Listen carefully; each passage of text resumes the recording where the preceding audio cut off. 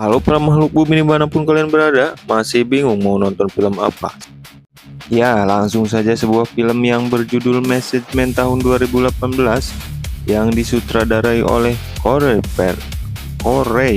Person, alah menehese, dan dibintangi oleh aktor ternama yaitu Paul O'Brien.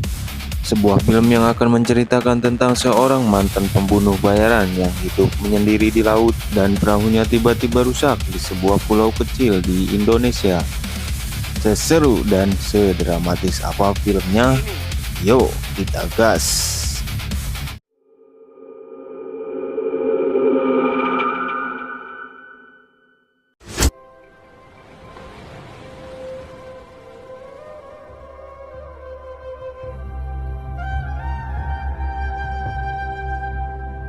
Berlatar di Pulau Seribu, kisah diawali dengan memperlihatkan sebuah kapal milik seorang pria asing bernama Ryan Taylor. Ini tangkuraknya. Dia berlayar sendirian tanpa didampingi turis guide atau perwakilan dari PBB, karena ini bukanlah pertama kali ia datang ke Indonesia. Isi ini. Ya, bisa isikan.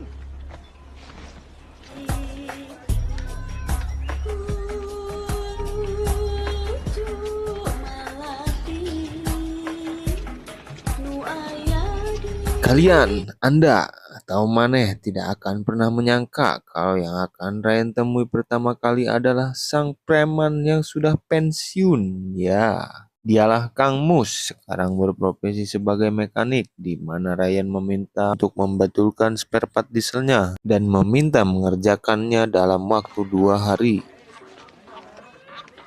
2 days. Saat itulah kita akan diperkenalkan dengan anak kampung bernama Doni. Ini wajahnya yang ternyata cukup pandai berbahasa Inggris dan meminta Ryan untuk sebagai tukang bantu-bantu selama Ryan berada di sini.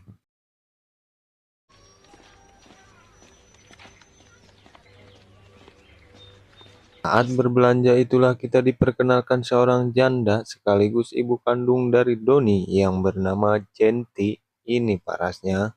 Dan si bungsu bernama Dewi. Ini wajahnya. Tanpa adanya sosok suami menjadikannya Genti merasa kesulitan, bahkan sering dibentak-bentak oleh pemilik warung karena hutangnya yang terus-terusan bertambah. Entah ini kampung Inggris atau sering ikut les berbahasa Inggris, tetapi Genti sama pandainya berbahasa Inggris, dan hal itu dibuktikannya saat Genti berterima kasih kepada Ryan karena telah mempekerjakan anaknya dan mengundang Ryan untuk makan malam di rumahnya malam ini. Let's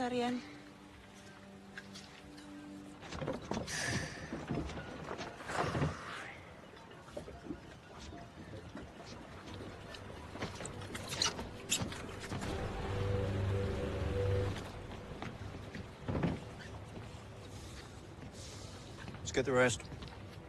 Di sisi lain, masih di sekitaran Pulau Seribu, kita akan dikejutkan dengan adanya kapal perompak yang dipimpin oleh, kita panggil saja si bos perompak ini tangkuraknya, di mana dia baru saja kedatangan barang baru yang telah dibawa oleh anak buahnya bernama Asep, yang dimana mereka adalah penjajah, penyiksa, pedagang, penculik gadis-gadis desa yang akan mereka jual kepada para bos besar termasuk para mafia yang ada di Jakarta. 21.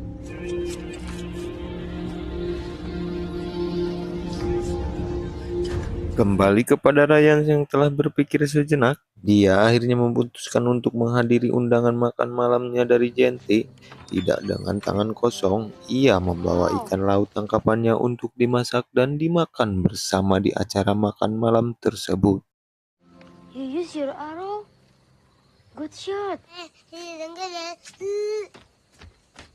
Ryan cukup respect ketika melihat Genti dan keluarganya membaca doa sebelum makan. Allahumma barik lana fima razaqtana wa qina adzabannar, sambil mengusap wajah dengan telapak tangannya seperti Genti dan keluarganya. Selesai makan, Doni memperkenalkan Ryan dengan ayam-ayam peliharaannya yang di situ dia sering mengeluh dengan adanya Careh atau Lasun atau mungkin si Samsul yang sering mencuri ayam peliharaannya. Ya kalau Careh itu seperti apa ya? ini apa luwak kali. Maka dari itu, besok Ryan mengajarkan Donnie cara membuat panah untuk mempertahankan hak miliknya, sekaligus mempelajari cara memanah yang benar dan menurut kaedah. Tepat di waktu yang sama, kita akan melihat Asep bersama 3 anak buahnya muncul tiba-tiba dengan mata yang bolodok dan sedikit nyerenteng yang cukup kekeengan bagi anak-anak kecil yang melihatnya. Mereka rupanya akan menculik paksa gadis-gadis desa sesuai perintah dari bosnya yang merasa jika stok gadis jualannya masih kurang dan harus masih mencari gadis-gadis cantik yang lainnya.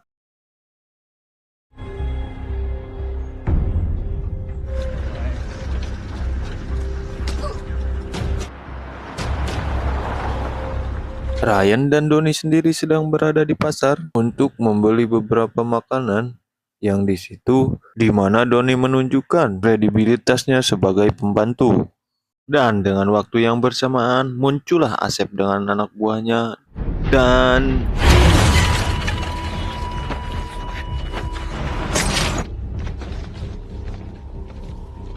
ya, entah siapa Ryan ini sebenarnya, tapi dia sangat berani dan nyali sekali ketika memutuskan jalan ke tengah jalan sepi untuk menghadapi preman yang membawa bedug ini. Di mana Anda akan dibuat terkejut ketika melihat Ryan ngamuk teka tulungan dengan menghabisinya secara brutal.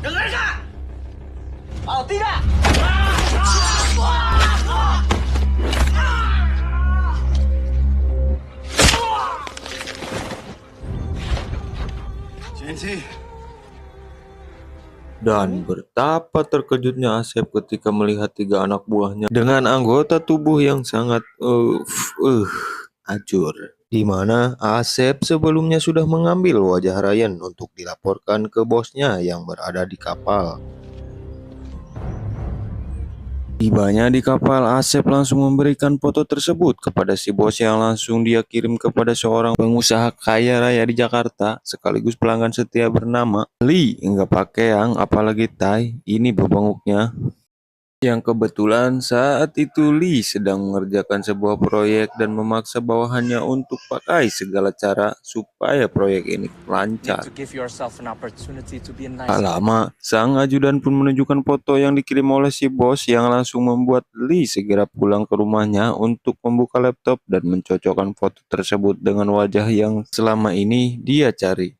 Di mana si Lee segera menghubungi beberapa nomor dan menyewa beberapa pembunuh bayaran untuk menangkap si Ryan hidup-hidup. Kembali kepada Ryan yang baru saja tiba di rumah dan meminta Jenny untuk tetap tenang. Ryan sendiri kembali ke kapal untuk mengambil beberapa obat dan satu koper berisi perhiasan dan di dalamnya terdapat alat pelacak chip kecil di mana saat di rumah Ryan langsung memasangkan mereka perhiasan tersebut karena dirinya sudah menebak akan terjadi hal-hal buruk untuk depannya. Menggunakan kacamata, Ryan pun keluar untuk mencari angin dan tanpa sepengetahuannya dari jauh, sudah ada satu pembunuh bayaran yang kapan saja siap menembaknya. Namun karena Lem memerintahkannya untuk membawa Ryan hidup-hidup, dia pun tidak jadi menembaknya.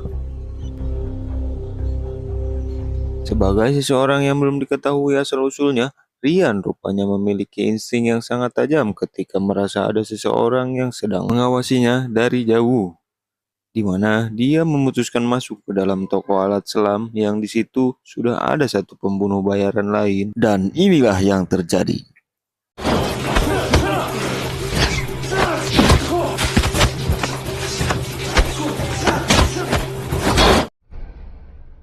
Ryan menginterogasi si pembunuh secara baik-baik meskipun dia tidak mengeluarkan sepatah kata pun dan menjawab pertanyaan Ryan. Yang di sini kita akan kembali diperlihatkan dengan betapa tidak bertele-telenya si Ryan saat menembak si pembunuh tanpa mencari informasi terlebih dahulu.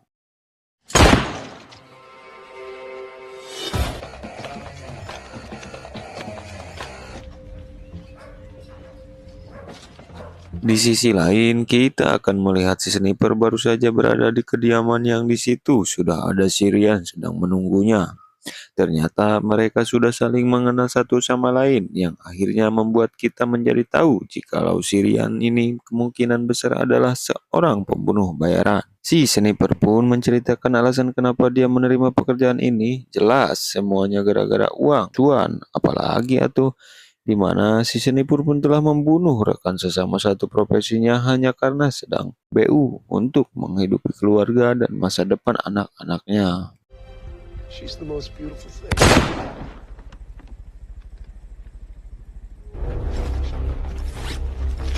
Mendengar dua pembunuh bayarannya mati, Lee pun menghubungi si bos perompak supaya mengirim semua pasukan untuk menangkap Ryan hidup-hidup. Yang di sini kita akan diperlihatkan flashback sekaligus alasan kenapa Lee sangat ingin sekali mendapatkan Ryan, karena ternyata kedua orang tuanya tewas dibunuh oleh Ryan tepat di depan mata kepalanya sendiri.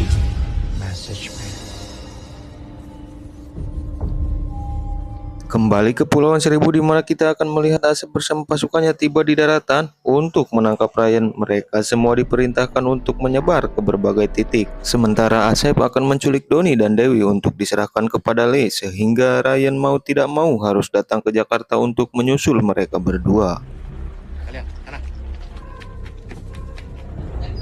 Alih-alih akan bisa menangkapnya, ternyata jumlah yang banyak tidak menjadi jaminan untuk bisa menangkap satu orang yang cukup profesional. Di mana di sini lagi-lagi kita akan diperlihatkan dengan betapa brutal dan beradrenalinnya Sirian ini saat menghabisi pasukan si Asep dengan sangat mudah tanpa menampakkan kesulitan sekalipun.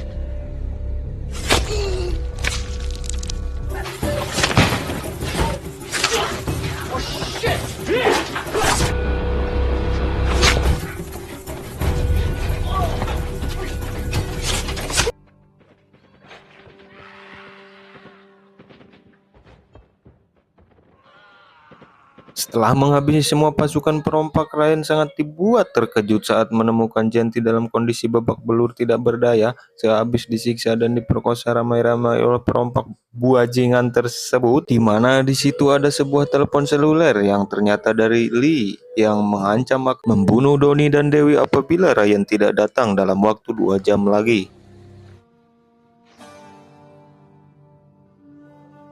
Si bos perampok pun cukup merasa dibuat ketar-ketir ketika mendengar bahwa pasukannya habis dibantai oleh Ryan seorang, di mana Lee yang memberi tugas ini pun justru lepas tangan begitu saja dan mempersilahkan si bos untuk usaha sendiri jika ingin selamat dari Ryan sang pembawa pesan.